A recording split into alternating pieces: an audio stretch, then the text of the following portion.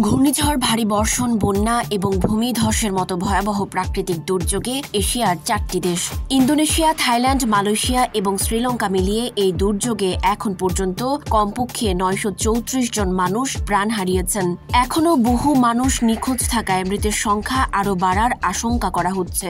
Perfect ব্লেন্ডের fresh মশলা, ভালোবাসার স্বাদ অটুট থাক। মার্কিন সংবাদ মাধ্যম সিএনএন-এর এক প্রতিবেদন অনুসারে এই 4 দেশে হাজার হাজার মানুষ আহত হয়েছেন এবং ঘরবাড়ি ছেড়ে নিরাপদ আশ্রয়ে ছুটতে বাধ্য হয়েছেন।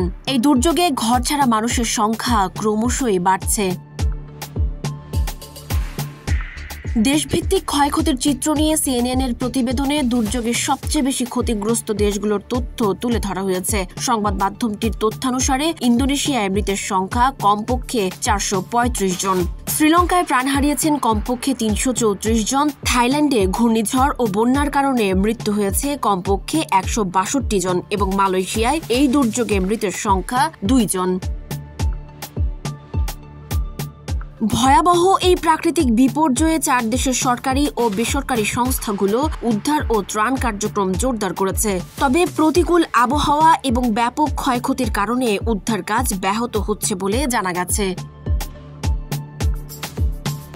সানজিদা আফরিন, সোনিয়া, নাগরিক প্রতিদিন।